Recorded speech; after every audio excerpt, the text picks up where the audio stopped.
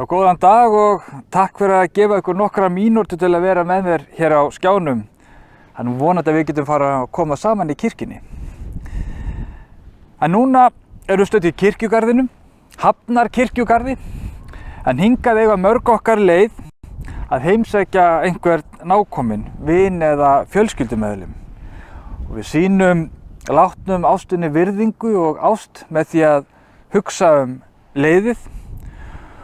Og hér ríkir mikil ást, því að nánast hvert og eitt og einasta leiði vel hirt. Allir þurfa að rækta garðinn sinn. Eitthvað á þessa leið segir Birtingur í samnefndri sögu Voltaire. Það svo sannarlega rétt. Ef við sjáum sál okkar sem garð, þá þurfum við svo sannarlega að hugsa vel þennan garð. Þetta er garðurinn okkar og við þurfum að sýna honum ást og umhyggju, rétt eins og við sýnum leiði ástvina, ást og umhyggju. Við hirðum vel garðinn okkar með því að huga að líkama og sál.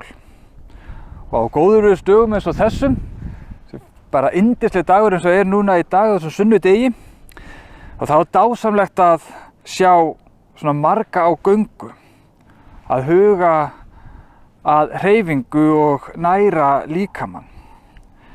Og við sjáum það líka á samfélagsmiðlum, þar sem fólk birtir myndir á gönguferðum úr náttúrunni.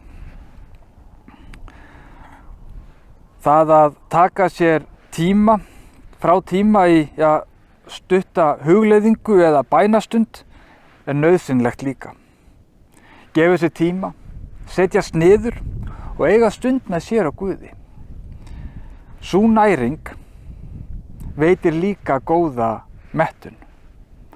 Og talandi að mettast, þá langar mig að lesa fyrir ykkur mettunar frásöguna, en hún gerist rétt fyrir páska við Galileuvatn. En í sögunni segir: Jesús leit upp og sá að mikill mannfjöldi kom til hans. Hann segir þá við Filippus: hvar eigum við að kaupa mat svo að þessir menn fái mat? Þetta sagði hann til þess að reyna hann, því hann vissi sjálfur hvað hann ætlaði að gera. Filippus svaraði honum: brauð fyrir 200 denara nægðu þeim ekki svo hver fengi lítið eitt. Annar lærisveinn hans, Andrés, bróðir Símonar Péturs, segir þá við hann: hér piltur sem 5 byggbrauð og 2 fiska, en hvað það handa svo mörgum? Jesús sagði: látið fólki setjast niður.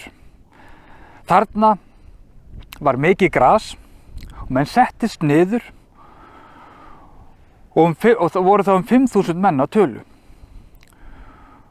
Nú tók Jesús brauðin, gerði þakkir, skipti þeim út til þeirra sem þar sátu, eins af fiskunum, svo mikið sem þeir vildu.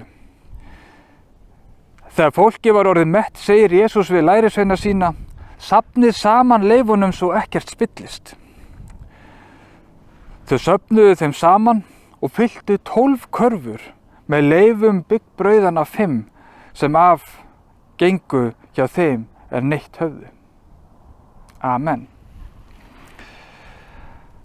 Að lokum, þá ætla ég að fara með bæn fyrir ykkur sem eftir Gunnar Val Jónsson, sem starfaði lengi sem fangavörður og mér gafst sá heiður að vinna eitt sumar með. En bænin hún hljóðar svo: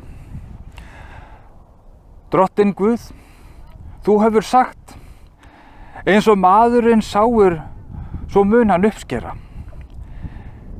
Lífið sem garður og þar verður að hyggja að mörgu, hlúa að, vökva, vernda og verja fyrir veðri og vindum. Þú gefur kraft moldar og frjósemi og hendur okkar mannanna ljá þér lið þó í litlu sé. Og við mennirnir erum ólíkir, eins og stráin á árbakkanum. Gef mig kraft til að hjálpa öðrum að hlúa að lífi sínu sem hefur hlaupið í farveg afbrota og ofbeldis. Gef mér kjark til að koma öðrum til hjálpar. Bend á nauðsyn þess að vökva, vernda og verja lífið sem hrakist hefur af leið fyrir veðri og vindum lífsins. Því eins og maðurinn sáir, svo mun hann og uppskera. Því að uppskera mín, gefað uppskera mín, verði öðrum til góðs og þér til dýrðar. Amen. Takk fyrir að vera með mér hér í dag, takk fyrir að gefa ykkur tíma. Ég hlakka svo til að sjá ykkur í kirkjunni sem fyrst. Fylgist þið vel með í Eysturahorni og á öllum svona helstu samfélagsmiðlum.